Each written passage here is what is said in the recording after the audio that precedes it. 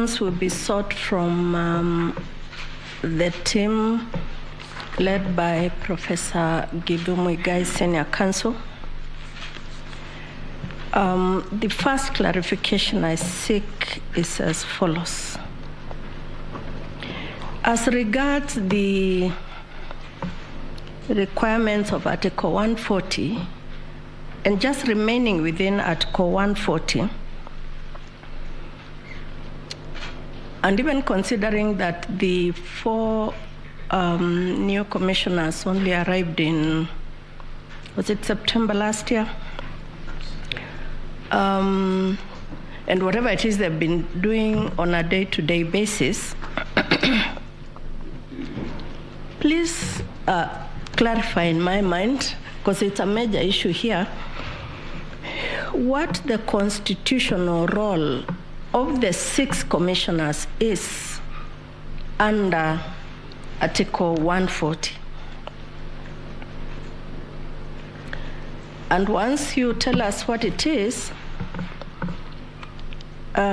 just position their role against that of the staff of the Secretariat and of the chair.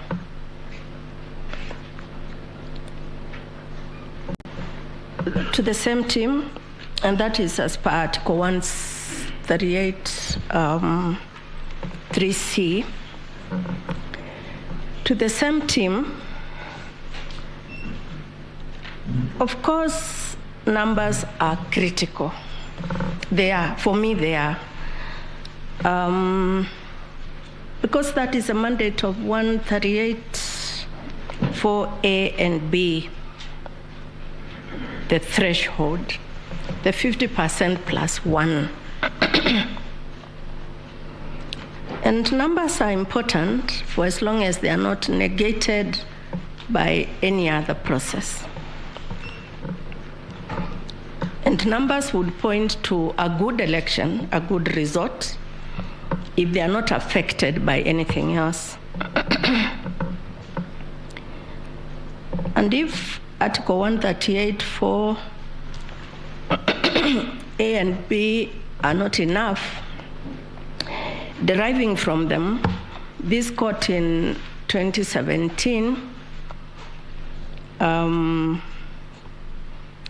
told us that although numbers were very, very important, other things could affect the numbers. Now, here is my concern. With the fact of the numbers being undisputed, they're important, kindly comment on whether or not, this question flows from the first one, the walking away of the 4 commissioners to go and hold, was it an IBC meeting at Serena? Or was the IBC meeting at Bomas? But please comment on the walking away of the 4 commissioners almost at the same time as the chair was about to declare the results.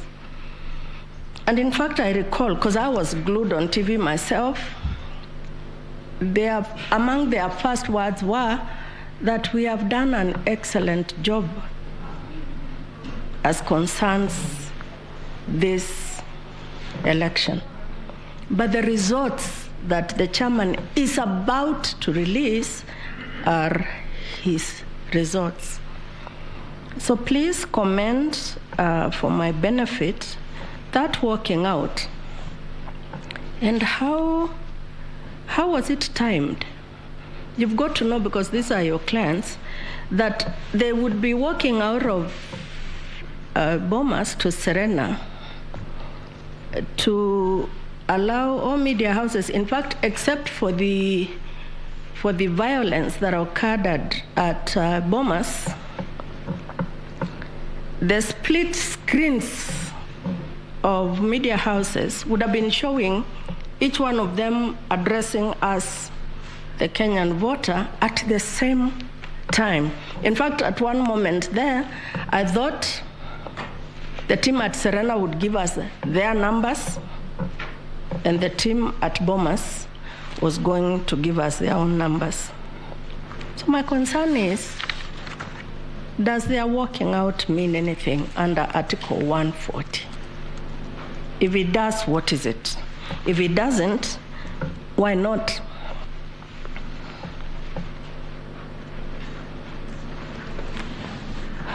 Still on numbers, and answering all of us, yours and our issue number 4 and 5, we were told, and I need clarity on this one because it cuts across two main issues, that the voter turnout was affected by the postponed election. Now, this is my concern. On the 9th, we were voting for 6 people, 6 officers. And we actually voted for 6 officers, including in the places where elections were postponed. And we were told that turnout was affected by the postponement. And since you are the central player in this thing, you could pass this to Mahat or anybody else in your team. Did the postponement affect only the vote of the president?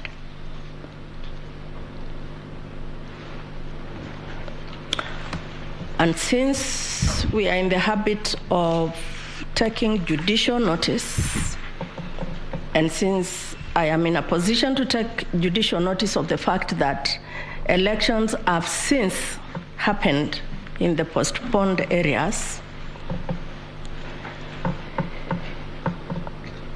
have the subsequent elections returned a different result as to turnout?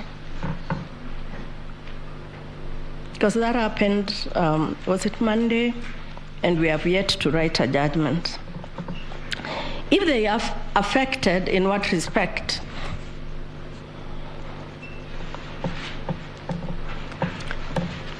Mr. Mahat, you told us that there is a holy place, you called it a sanctified place for the agents, and that it is the responsibility of parties to have agents. Your sister, while submitting, Ngania, told us that in 2017, we also emphasized the position of the agent. This is my question flowing from that, and it goes to the process of the election. What if there were no agents? The Article 81, I think 81E, places the burden of ensuring that we have a fair, free, transparent, accountable, and all those things election, where, for whatever reason, agents are not present at an election. Is it not the role of the IEBC to ensure that Article 81E is upheld? And in the event, I know you said in Tiati, some constituency there, in fact, there were no agents from anyone. The process, and where there are no agents, the process. Finally, we have seen somebody named the 4 commissioners as respondents. One of these petitions, or some of them, named them as respondents. I think someone had even named them as interested parties or something like that during interlocutories. But by whatever name code, they remain commissioners. We have seen affidavits that they have sworn, which tend to show that they take certain positions. Now, what is the position to be taken by a commissioner?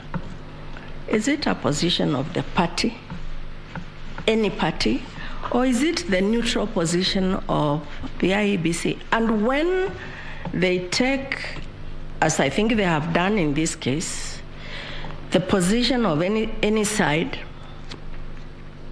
what is the court to do?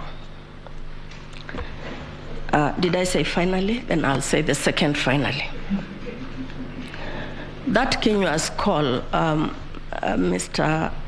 Joseph Kenywa's call, and whatever else that happened, the night meetings, the security issues, and so on and so forth.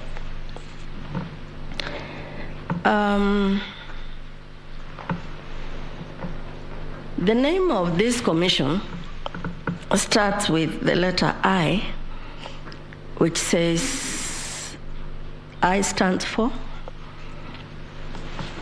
the Independent Electoral and Boundaries Commission. And in the body of 88 going down is that, and even in their act, they shall not be directed in the manner in which they do their work. But I want you to clarify in my mind, because it's now an issue here, when it comes to writing the judgment, what do you want me to write? There are commissioners, and we talked about the dysfunctionality. It came from you, it didn't come from this side of the bench. Of the commission, I'm glad today I have had an attempt at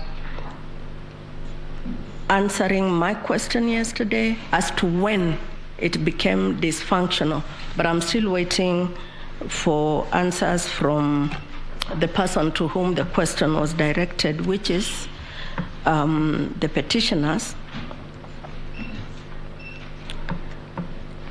But tell me what the IEBC was supposed to do. On the one hand, they are being told, hurry up and announce. On the other hand, the court, as represented by the Honorable Mr. Justice Isaac Lenaola, is saying, but there is still time.